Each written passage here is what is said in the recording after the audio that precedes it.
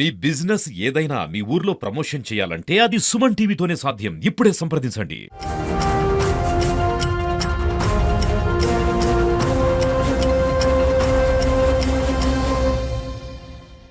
రూపాయలు స్థలం పోతే ఉద్దేశంతో వాళ్ళతో నేను చెప్పిన నువ్వు అసలు ఫోనే లిఫ్ట్ చేయలే.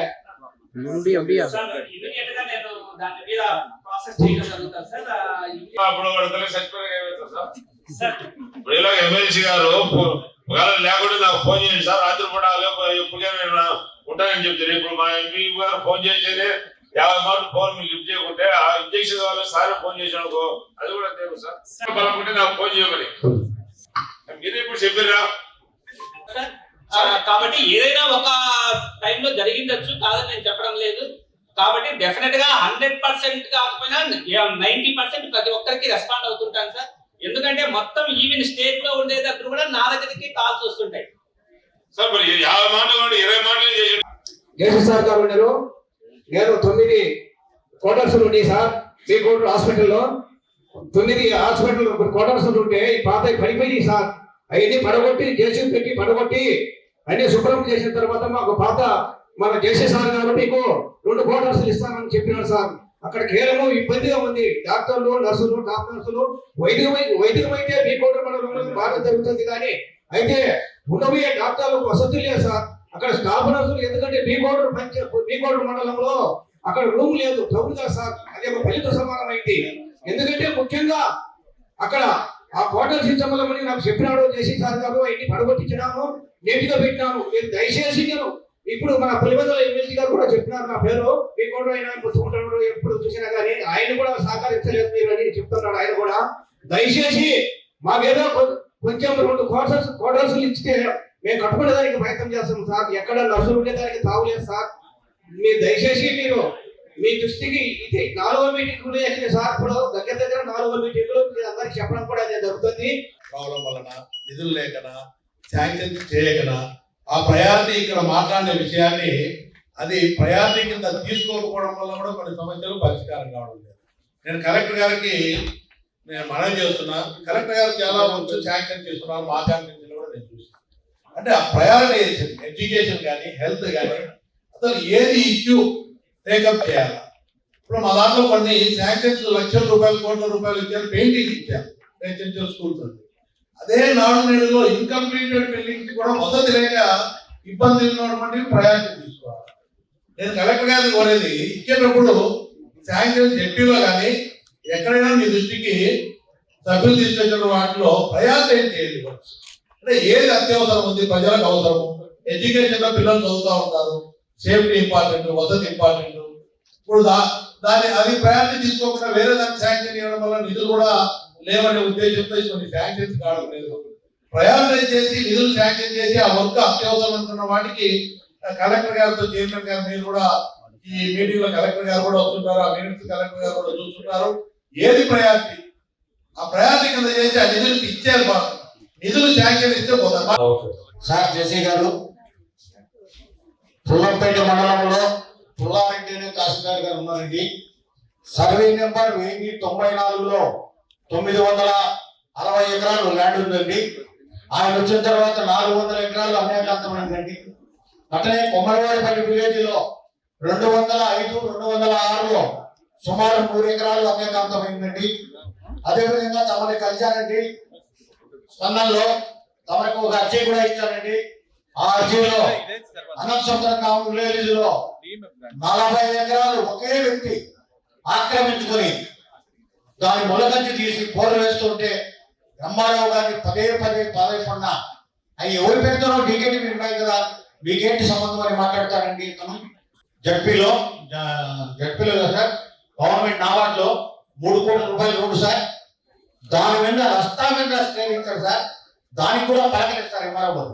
పదే చెప్పిన కోర్టు కట్టడిగా కొట్టేస్తారంటే పోతానంటే పోడు సార్. ఆ 3 కోట్ల రూపాయల రోడ్డు కంప్లీట్ అయింది సార్. 150 మీటర్లు మధ్యలో స్టే ఇచ్చాడు కాబట్టి నిలిచిపోయింది సార్. ఒక్క బాగా ఆలోచన చేయండి సార్ మా మండలాన్ని. రైతు పరిస్థితి ఏ పైరు పెట్టుకోవాలో ఏం చేయాలో అర్థం కాలేదు సార్. మిరుగు పోయింది, ఉల్లి పోయింది, అరిటంటే ఘోరమైన పరిస్థితి సార్. రూపాయలకు 3 రూపాయలకు అడిగే వాళ్ళు ఇప్పుడు 4 రూపాయలు 5 రూపాయలు అంటున్నారు సార్. కూలీలకి ఖరీదది అనే ఆలోచనతో వచ్చిన సార్. ఎంత రైతు అనేవాడు ఒక పసిబిడ్డ మాలి ఎండల కాలంలో కష్టపడి ఎంతో ఇబ్బందిగా పిల్లలు తల్లులు అంతా పెట్టి ఆ చెట్టును పుడతాం సార్.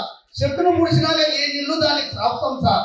6 నెలల నుంచి 7 నెలల్లో గలేస్తారు సార్. నుంచి అన్ని పేపర్లు, ఈనాడు పేపర్, జ్యోతి పేపర్, అన్ని పేపర్లు పెద్ద ఎడ్డింగ్ వచ్చినారు సార్. ఆ 170 కోట్లు ఏమైంది జిల్లాకు? ఎక్కడ పోయింది? ఉందా లేదా అని చెప్పండి సార్. మేము ఎందుకంటే దెబ్బదెబ్బ అడగడము చేయడము ఇది మంచి పద్ధతి కాదు. మా కొరకు మీ గౌరవం మీ ముందర మేము మాట్లాడకుండా తప్పు సార్ అది. అందుకే ఇది లేదంటే మాట్లాడుతున్నాం సార్, తప్పేం కాదు సార్. రైతుల రోజు యూత్ వస్తుంది రేపు వస్తుంది అనుకుంటే అది బాగుండదు సార్. ఒక కలెక్టర్ సార్, అందుకే నీ రోజు వెయిట్ చేస్తున్నాం సార్. దీనిపైన సార్ వచ్చినా మాట్లాడతాను సీఎం మేడం అని. అట్లే ఒక బాగా ఆలోచించింది సార్. సీఎం మేడం గారు కూడా చెప్పండి సార్. పల్లెల్లో రోడ్డు అనేది మా ఎమ్మెల్సీ స్వామి అయ్యప్ప సార్ కూడా తెలుసు సార్.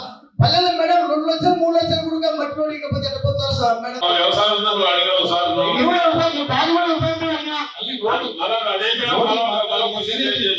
మాట్లాడినారు, దాన్ని రైట్ చేయండి. తప్పులేదు. చైర్మన్ గారు కలెక్టర్ గారు చెప్పాను కదా, తక్కువ ఉంది. ఈ రోజు కానీ మళ్ళా క్వింటాల్ 600కి అమ్ముతున్నారు. 4 నెలల ఏం రేటు ఉంది, ఈ రోజు అదే రేటు ఉంది.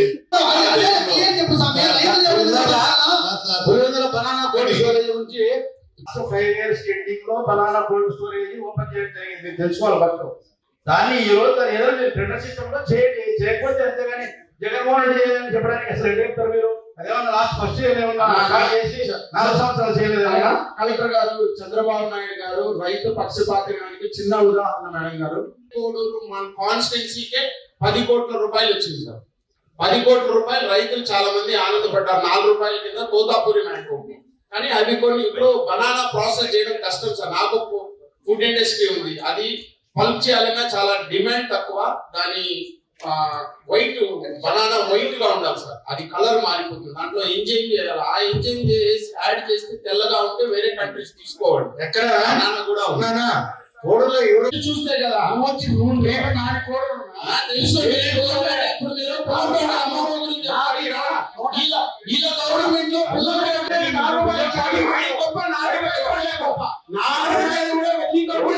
ఆదుకునే లేదు. 10 కోట్లు వచ్చిందా లేదా? 10 కోట్లు వచ్చిందా లేదా?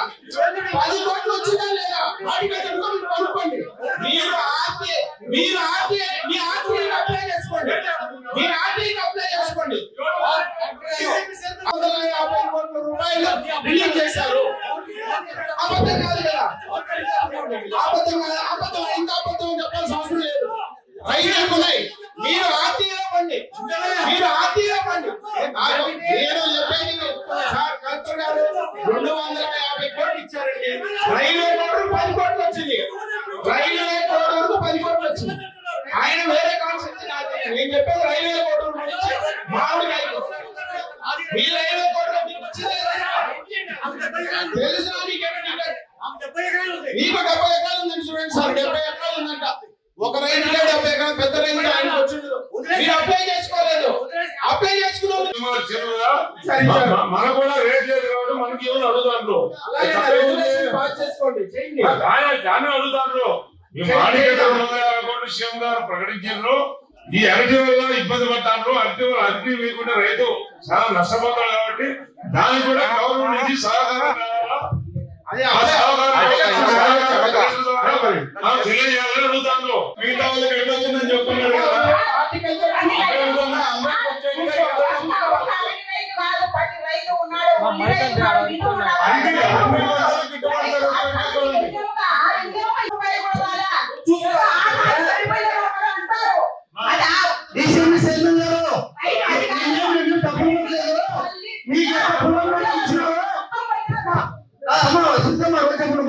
మీ పొలం పనికి ఏ విధంగా ప్రభుత్వం ఆదుకుంటుందో మా ఎమ్మెల్సీ గారు స్వామి చెప్తున్నారు. ప్రభుత్వం అన్ని దాంట్లో ఆదుకోమని చెప్తున్నాం. మేము వెనక ఆదుకోవద్దు. మేమేదో చెప్తున్నాం. 2014లో మీ గవర్నమెంట్ లో, తెలుగుదేశం గవర్నమెంట్ లో ఇన్సూరెన్స్ 2005 మేము ఇచ్చాం.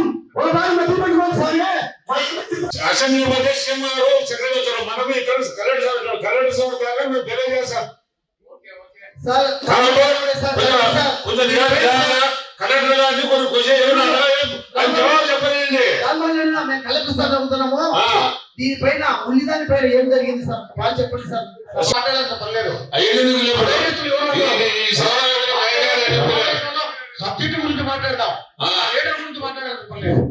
పదే జగన్మోహన్ రెడ్డి గారు, జగన్మోహన్ ధైర్యం ఉందో లేదండి రాష్ట్రానికి తెలుసు, భారతదేశానికి తెలుసు.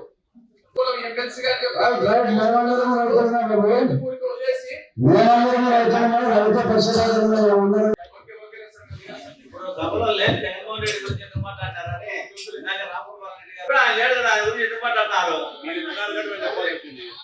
ఆయన మాట్లాడితే మా లెవెల్లో మేమడితే వీటికి పరిష్కారం ఒక తీర్మానం చేసి పంపిస్తాను.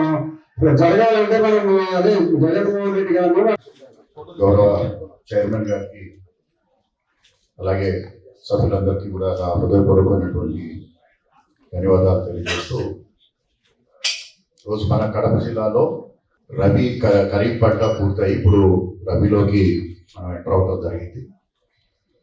ఈ సంవత్సరం చాలా ఒక మంచి సంవత్సరంగా చెప్పుకోవాలి. ఎందుకంటే మన జిల్లాలో ఉన్నటువంటి రిజర్వాయర్స్ కానీ చెరువులు కానీ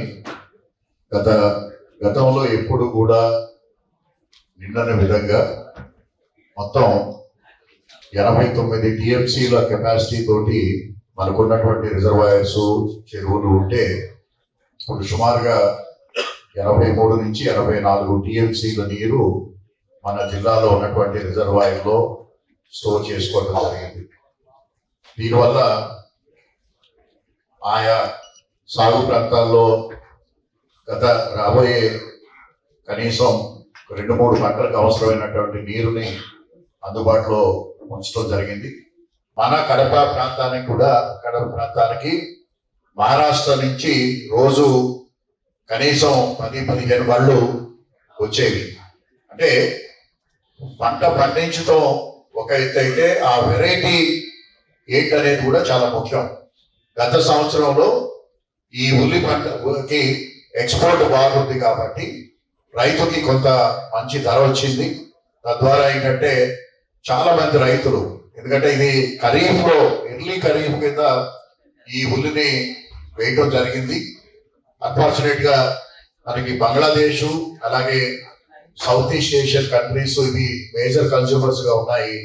అక్కడ ఎక్స్పోర్ట్ కాకపోవడం వల్ల, అది కూడా మనకి చెన్నైలో ఉన్నటువంటి ఒక 4-5 ఎక్స్పోర్ట్ హౌసెస్ ద్వారానే ఈ ఉల్లి ఎక్స్పోర్ట్ అవుతుంది. అయితే అక్కడ ఉన్నటువంటి గోడౌన్లన్నీ కూడా ఫుల్ అయిపోవడం, అక్కడ ఫర్దర్ గా ఎక్స్పోర్ట్ లేకపోవడం వల్ల మన జిల్లాలో అలాగే మన పక్కన ఉన్నటువంటి కర్నూలు జిల్లాలో ఈ యొక్క ప్రత్యేకమైనటువంటి పరిస్థితి రావడం జరిగింది.